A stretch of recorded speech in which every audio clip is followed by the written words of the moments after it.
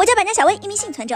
最近这几天啊，在这5·1假期4倍经验的加持下，老娘我这3尾里面最拉垮的战斗等级，终于是爬进了120级的大关。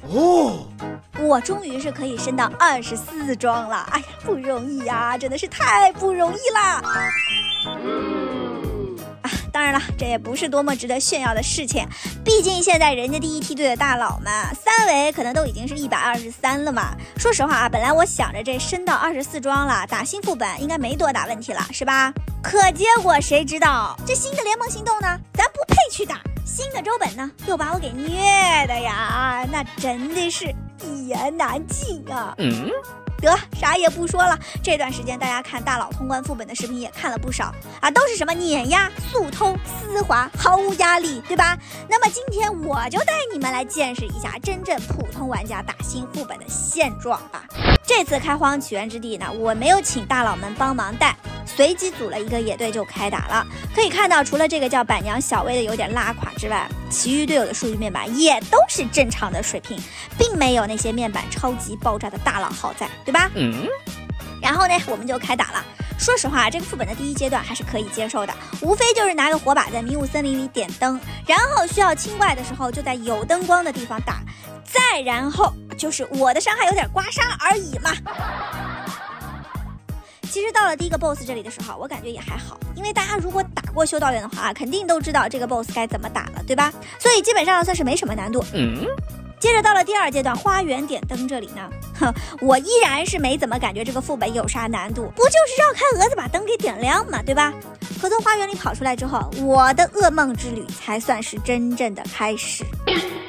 话说你们是不知道，在这树上跑酷那是有多痛苦啊！跑得快了吧，你跳不准掉下去就是死；跑得慢了吧，你被后面的大蛾子咬上一口也是死。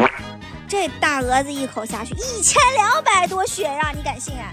老娘我真的是一边哭一边死一边跑呀。说实话，这得亏队友心态好呀，要不然这会儿早把我给踢了好吗？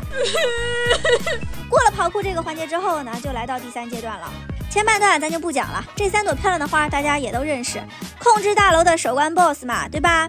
打的时候只需要注意蹲下来就可以了，这里是没啥可讲的。然后采完这3朵花之后啊，就要开打这最终 BOSS 了。说实话啊，刚到这个场景的时候，我产生了一种错觉，哎，你们说是不是有点老头环那味儿啊？好了啊，当然啦，这只是我个人的一个感觉而已嘛。来说说这个最终 BOSS 啊。话说这个 BOSS 呢，其实前2个写的时候啊是没啥难度的，跟剧院打大蛾子一个道理，注意躲避它的飞行路线就好。如果长明灯灭了的话，及时把灯给点上。不过打掉 BOSS 2个血之后啊，这货就变得太要命了。他跑平台上用电缆给自己充电的时候，如果打断不及时，充能之后的伤害那是直接是清空你的血条啊，你敢信？所以如果来不及打断的时候啊，记得一定要跑到下坡这个地方躲避伤害。出现大蛾子的时候，优先打蛾子就好了，然后剩下的时间就慢慢刮痧吧。最终呢，在队友不嫌弃不抛弃的情况下，老娘我也算是成功开荒了这个副本吧。虽然评分只有 A 啊，但是3个人能通关也是很不容易的啦。毕竟我不是个人啊，不是没啥贡献嘛。好了，最后奉劝大家一句啊，如果没有大佬带的情况下，放弃这个副本吧。拼命玩家千万不要组野队去打，真的太折磨啦。好了，本期视频呢就先到这里了，我们下期节目再见吧。